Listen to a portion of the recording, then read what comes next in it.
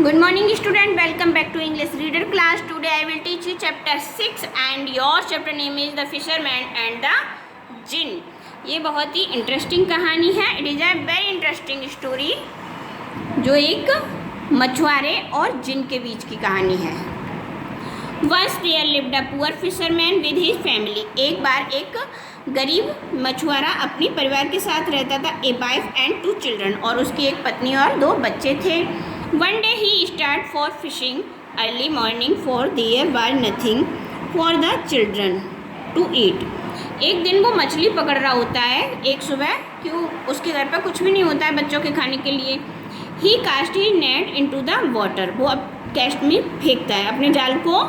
Net means जाल. किस में फेंकता है? पानी में फेंकता है. And waited for the fish to fall for his bait. और इंतज़ार करता है कि इसमें कुछ मछलियाँ आ जाएं जिन्हें खाकर मैं और मेरा परिवार अपना पेट भर सके.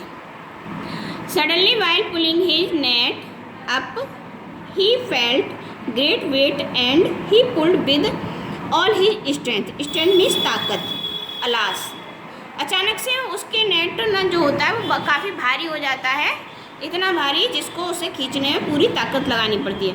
Alas it was a carcass of a donkey in the net. लगता है कोई मरा हुआ जानवर या गधा इस नेट में फंस गया है. It made the fisherman deeply hurt. इसको देखकर क्या होता है, जो फिशरमैन होता है उसको बहुत दुख होता है क्योंकि उसमें कोई भी मछली नहीं होती है.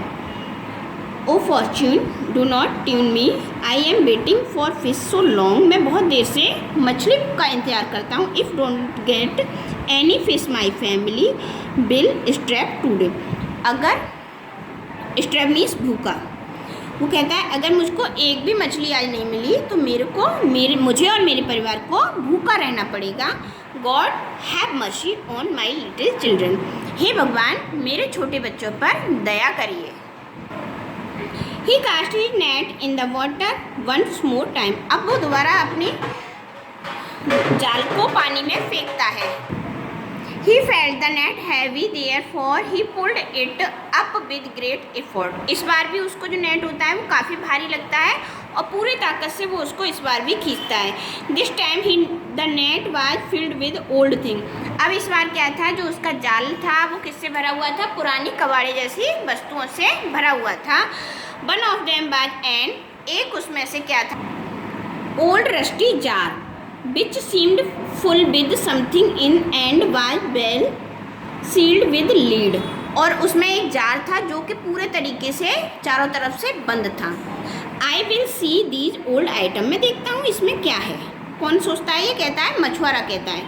In the market and get some money in return. अब मैं सारे कबाड़े को किस में बेच दूंगा? बाजार में बेच दूंगा और उनसे जो पैसा मिलेगा somehow I have to manage food for the night. उससे आज रात के लिए हमें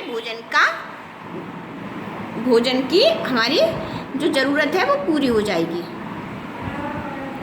He looked at the jar carefully and saw it, observed the things inside it. वो उस जार, जो सारी वस्तुएं होती हैं उसमें से उस जार को निकाल लेता है.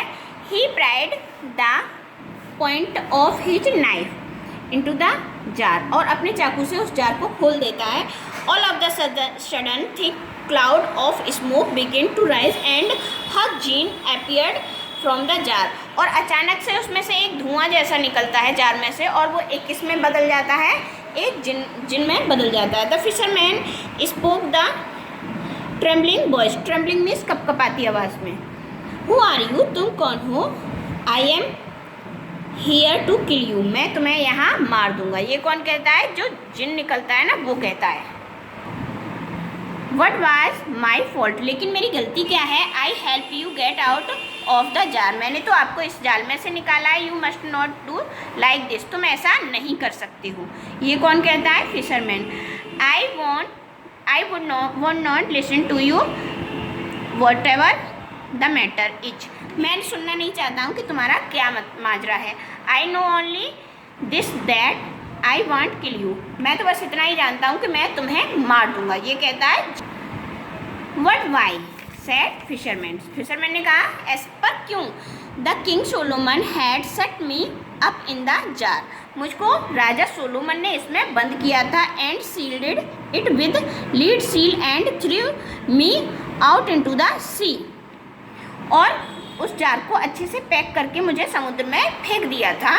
देन आई बॉब्ड, तब मैंने बॉब्ड मीन्स कसम खाई, that I would kill all the man on the earth but could not had come out of the jar. तब मैंने कसम खाई कि जब भी मैं इस जार से बाहर आऊँगा तो इस पृथ्वी के सारे लोगों को मार दूंगा। The jinn told him his whole story. और जो जिन था उसने उसको सारी कहानी सुना। Now the fisherman was in first but he was very brainly. अब जो फिशरमैन था वो थोड़ा डरा हुआ तो था, पर वो बड़ा ही दिमाग वाला था। Resolution come to his mind at once. इस बार उसके दिमाग में एक आइडिया आया। Resolution means idea. He said to the jinn, उसने जिन से कहा, your story seem to be untruth.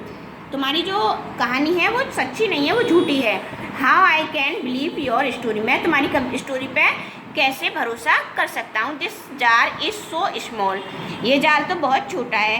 And you are so हग या लार्ज, और तुम तो बहुत ही मोटे ताजी हो, लंबे चौड़े हो। How could you have been in this jar and for hundreds of year, और तुम इस जार में अंदर कैसे जा सकते हो, 100 सालों तक कैसे रह सकते हो।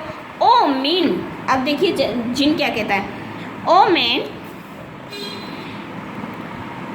You can not do it but I am jinn. तुम ऐसा नहीं कर सकते, लेकिन मैं जिन हूँ। I can do whatever I wish, और मैं जो मेरी इच्छा होती है मैं वो सब कर सकता हूँ।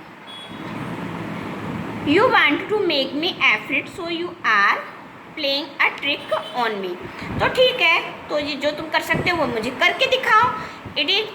If it is possible you then show me to enter the jar.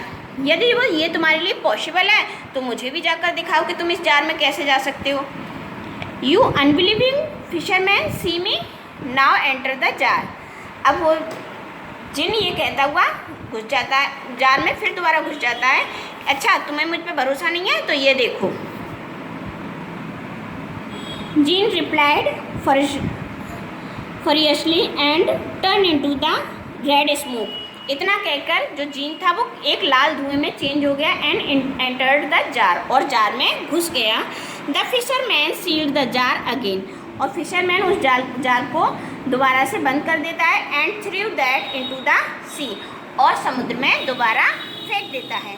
It is the moral of this story, a wise person never lose patience.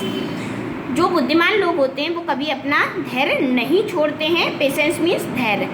In adverse situation, चाहे परिस्थिति कैसी भी हो। I hope you will be understand this chapter. Read this chapter carefully. Thank you.